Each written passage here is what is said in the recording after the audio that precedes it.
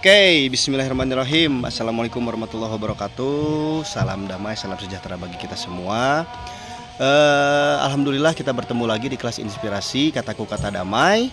Dan hari ini bersama saya Lutfi Audi Pribadi dan ditemani oleh teman saya, siapa?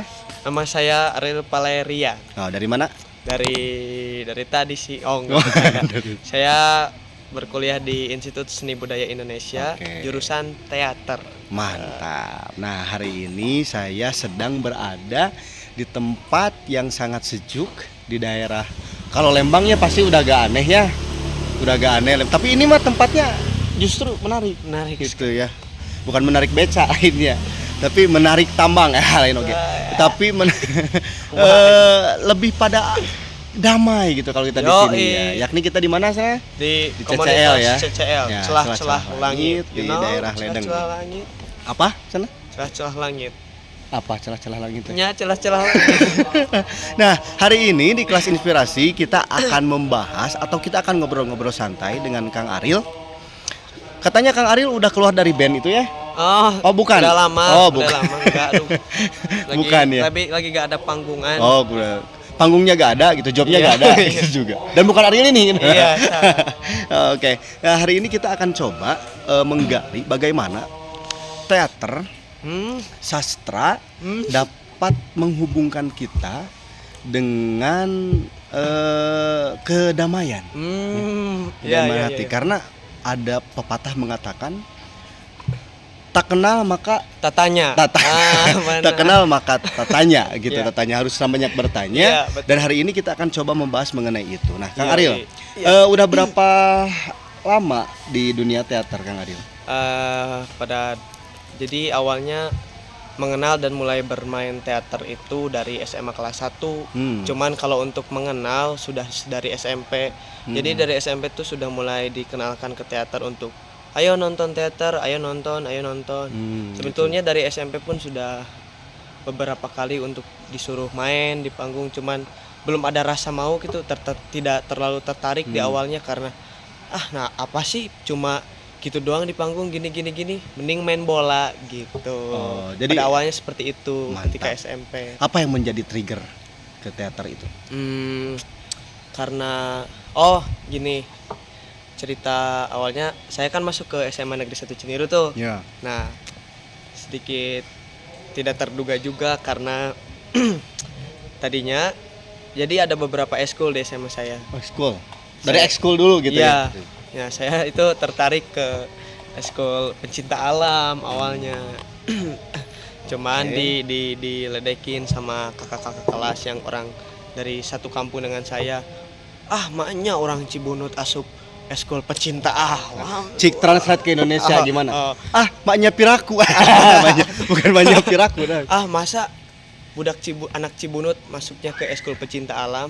Kan karena jadi dari dulunya itu orang-orang yang berasal dari kampungku, dari Cibunut itu kebanyakan ketika di SMA Negeri 1 Ciniru itu berkecimpung dan masuknya ke eskul teater. Nah, jadi ketika saya hendak masuk ke eskul pecinta alam, naonan asup pecinta alam budak Cibunut mah budak teater. Gitu. Jadi di sana mulai gabung dengan teater. Pengalaman pentas pertama tentang apa? Pentas pertama itu saya menggarap teatrikal jalanan yang karya Pak An Sugian Thomas. Cuman saya garap juga dibantu oleh Pak Rias dan oleh rekan-rekan alumni dari Teater Gersang. Kami bersama menggarap teatrikal jalanan. Di mana itu teh? Di Ciniru. Ciniru. Kuningan ya? Iya. Menggarap teatrikal jalanan berjudul Manusia Tanah Air. Itu menceritakan tentang apa tuh? Nah, Manusia Tanah Air itu sebagai bentuk respon dari suatu kejadian atau tindakan yang terjadi di Indonesia khususnya salah satunya juga di Kabupaten Kuningan tentang pengklaiman tanah secara sepihak. Jadi kerap kali ada penggusuran tanah yang justru tidak menguntungkan masyarakat sekitar, orang-orang lokal yang pada dasarnya justru menggantungkan hidup di situ. Makanya di liriknya ada kalimat begini, manusia tanah air. Tanah air bukan milik golongan, tanah air bukan milik kelompok, tanah air bukan milik individu, tanah air milik kita semua manusia tanah air. Mantap. Gitu. Dari sana mengenal teater, Iya. pentas dengan teater, terus apa yang didapatkan oleh Kang Ariel dan manfaatnya untuk sekitar gimana? Ah, Setelah Kang Ariel ini ya pentas gitu. ya. Bicara mengenai manfaat yang didapat dari berteater, jika dikatakan satu persatu mungkin tidak akan dapat saya sampaikan dengan waktu dapat selesai 5-10 menit. Karena teater sangat berdampak sekali utamanya kepada kehidupan saya, pada cara berpikir saya. Mantap. Naon sok anu berdampak teh seperti apa tah? Nah, saya Dulunya saya Ah. pemain sinetron atau gimana Nah, gitu. jadi pada sebelum mengenal teater, Mm-mm. saya berpikir bahwa menyampaikan suatu keresahan tuh kudu harus bebeladagan, tidak Bebeladagan. iya. Tahu kan babeladagan? Nah, Nah, harus bergejolak berapi-api gitu, ya, berapi-api tanpa- tapi tanpa jadi sebelum mengenal teater saya selalu berpikir bahwa yang penting mah diri sendiri dulu yang harus disampaikan tuh apa yang terasa di diri saya sendiri. Tapi setelah mengenal teater yang mana ternyata di dalamnya banyak sekali mengupas mengenai permasalahan sosial, terus isu-isu yang terjadi di lingkungan. Wah, itu saya jadi berpikir bahwa ternyata bermanfaat dan membela serta menyampaikan tuh bisa dalam bentuk apapun. Salah satunya adalah dalam media teater. Wah, Oke. Nah, setelah itu ya tadi kan udah sangat jelas sekali gitu Kang Ariel kenal dengan teater dari akar rumput dari akar rumput, dari rumah, dari tempat Kang Ariel sekolah gitu ya, tempat Kang Ariel menempa ilmu gitu sampai pada pemaknaan bahwa teater tuh bisa menjadi alat komunikasi, iya, media. inspirasi. Oh, media ya Media tadi. pelantang, Wah, pelantang suara gitu ya, bukan hanya sekedar dari pertunjukan yang bersifat konvensional yang hanya berada di panggung gini-gini. betul. Nah, Ariel, hari ini atau semester berapa sekarang di? Semester saya naik semester 3 masih muda sekali. Wah, masih semangat Iya. sekolahnya. Kuliahnya masih bergebu-gebu gitu ya. Yoi. Emang semester 5 gak bergebu-gebu gitu ya? Enggak ya, enggak.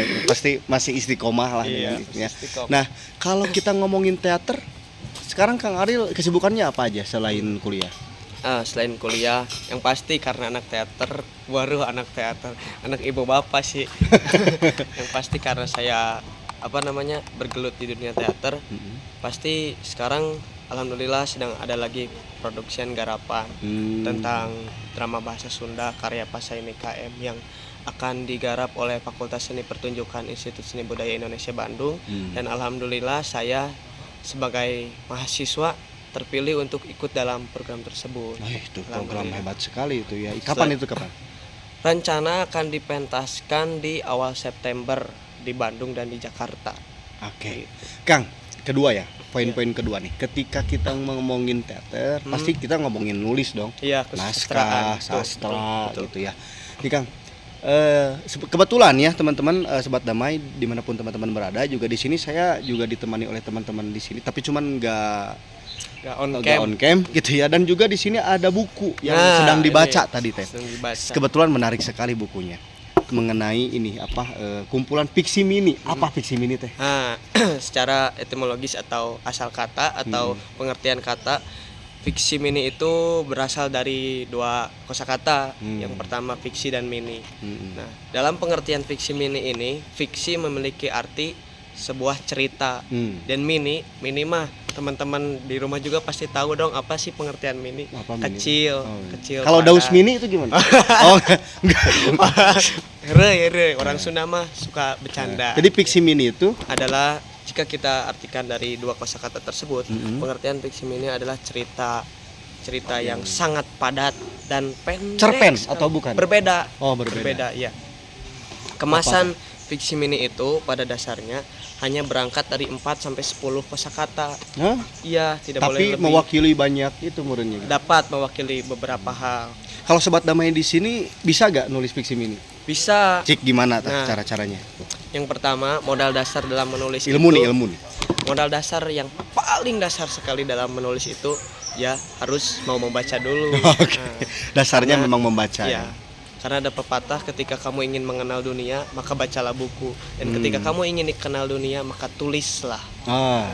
Tulislah buku. Nah, kalau kita kan awamnya, awam gitu. Terus saya mau menulis teh dari mana dulu nih Kang? Nah, Bingung kan ya kalau emang tulisan tuh banyak gitu, tapi ketika depan komputer gitu Ya. atau depan gitu, apa ya yang harus saya bingung gitu nulis apa dulu. nah, Tips-tips cara mungkin menulis yang pertama akan ketika atau gini Kang, rekan-rekan sorry, apa, biar ini ya, biar struktur. Ya. Nah, dalam menulis itu kan tadi ada 3 tuh. Apa tadi?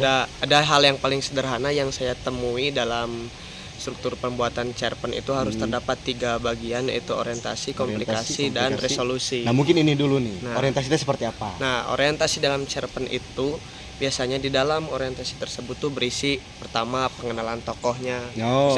Biasanya kebanyakan di orientasi Di itu sini ada ya. enggak, ini contohnya aja ya. contoh. Dari cerpen misalnya. Oke. Dahulu kala di sebuah desa tersebutlah seorang anak bernama Budi. Nah, biasanya menceritakan, membedah tokoh-tokoh tersebutnya, terus latar belakangnya seperti apa. Nah, orientasi tersebut akan menentukan arah cerita tersebut akan kemana. Makanya kenapa sebisa mungkin, saya juga masih dalam tahap belajar ya, Kang. Menulis cerpen utamanya berusahalah untuk membuat si pembaca itu tertarik di bait-bait awal tersebut. Di bait awal nih, Ya. kuncinya tuh di bait awal. Nah, itu karena seperti pertunjukan teater kan ada istilah dari dosen-dosen saya yang berkata bahwa yo, kalau bisa mah pertunjukan teater teh 1 menit awal bahkan di zaman modern saat ini itu harus berarti dan harus menarik perhatian penonton.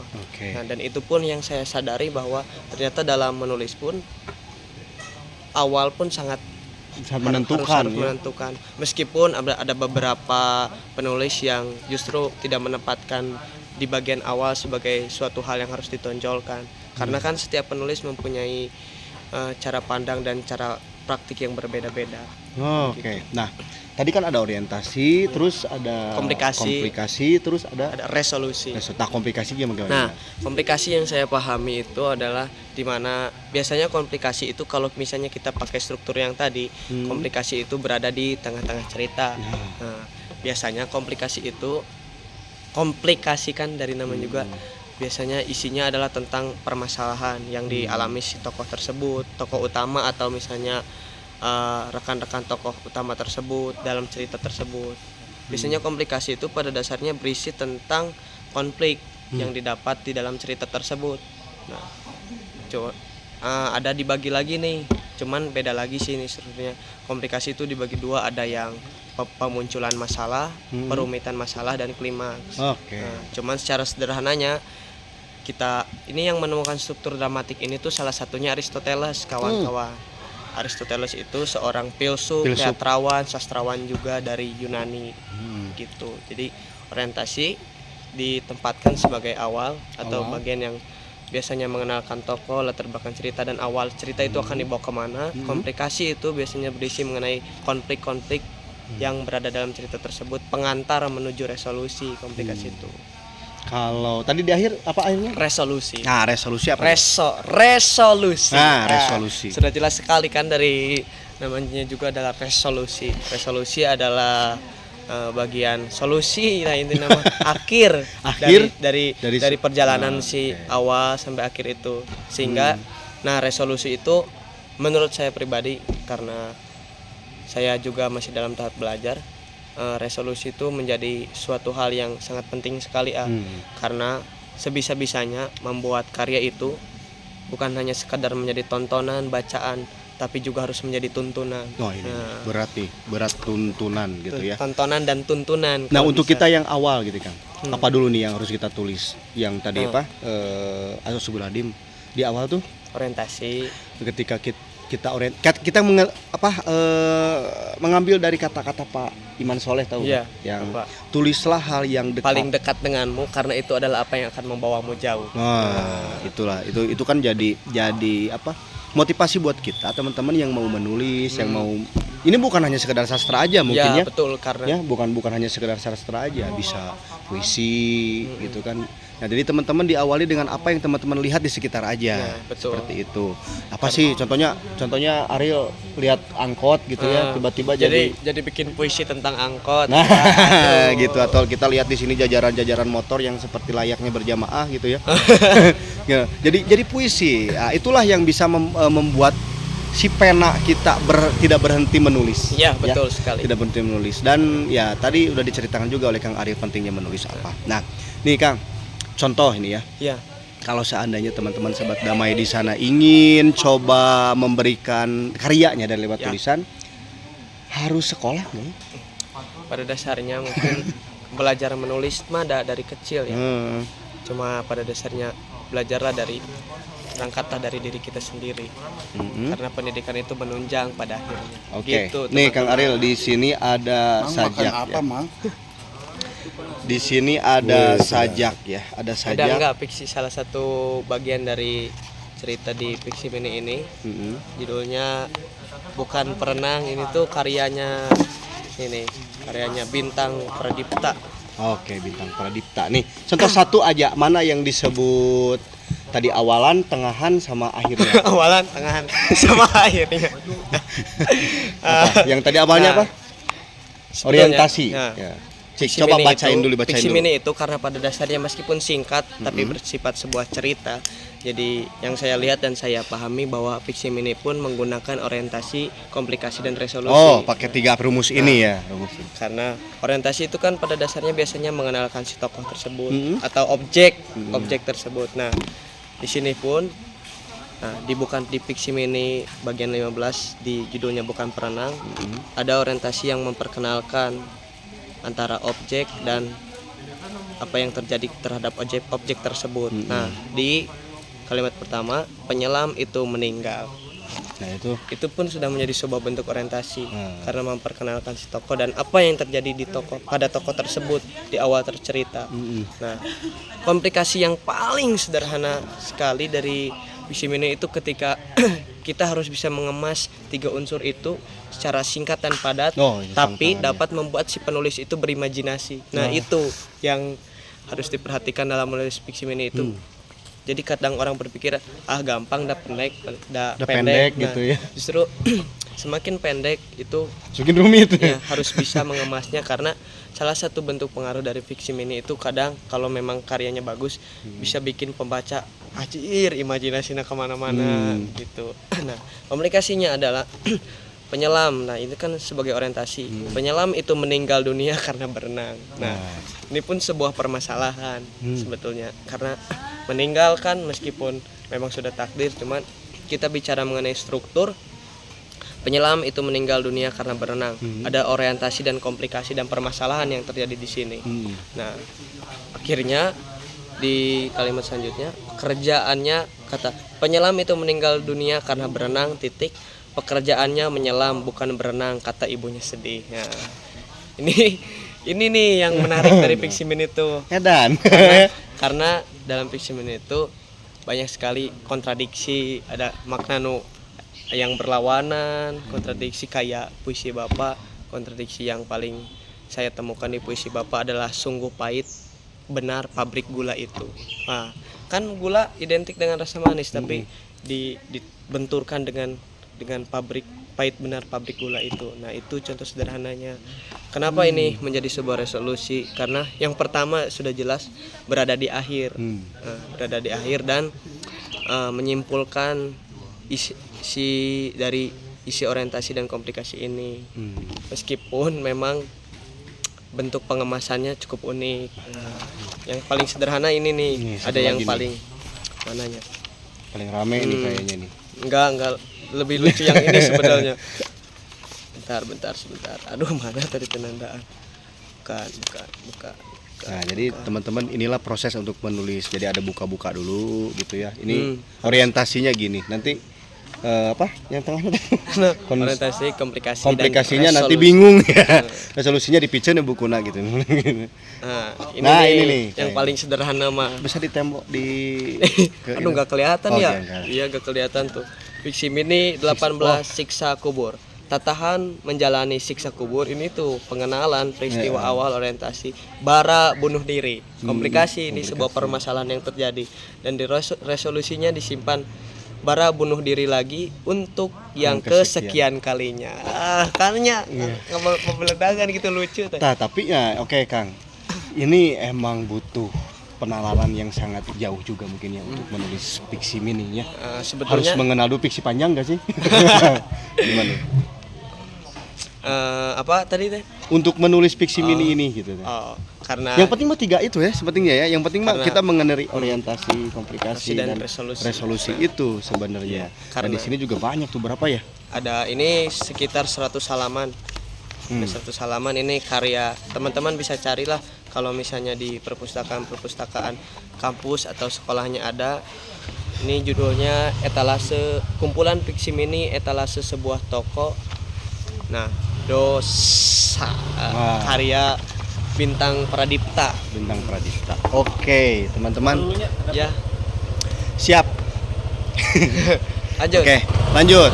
Nah, jadi teman-teman hari ini emang diagendakan dengan Kang Ariel ini untuk membahas mengenai teori menulis. Sederhana lah ini. Tapi kan tadi juga menulis juga banyak fungsinya. Ada menulis sebagai media komunikasi, sebagai media kritik, sebagai media kreativitas gitu ya, media kreativitas. Nah, hari ini memang sedang boomingnya AI. Nih, AI sekarang ya. Kita bisa menelusuri apapun gitu ya di AI. Jadi tidak ada alasan kita untuk malas sebenarnya. Informasi-informasi daerah. Nah, untuk orang sastrawan atau teater, AI itu fungsinya apa sih, Kang? Kalau bagi saya pribadi ya, saya mengaplikasikan AI dalam kan menulis itu pada dasarnya berangkat dari hobi saya ya, masih bersifat hobi. AI itu saya pergunakan untuk penambah informasi, bukan untuk sumber utama gitu ya. Kalau kata dosen saya Pak Mahesama di paraprase. Paraphrase, kebetulan ada di belakangnya. Oke, teman-teman, mungkin ini volume pertama. Jadi kita akan coba menggali kembali nanti di volume kedua dengan narasumber yang sama atau mungkin yang berbeda, ya. Nanti yang berbeda. Jadi jangan kemana-mana, teman-teman boleh stay, ya, boleh komen nanti yang mau bertanya atau boleh main-main juga ke sini ya untuk ngobrol, sharing gitu ya. Tepatnya di CCL dan juga teman-teman jangan lupa tetap stay tune lah. Ya, tuh jempol siapa itu ya? Ada iklan gitu. Ada stay tune tetap di kelas inspirasi kataku kata damai. Nanti kesimpulannya bagaimana sih efek besarnya dari menulis. Nah, gitu. Oke, jangan kemana-mana, tetap di kelas inspirasi.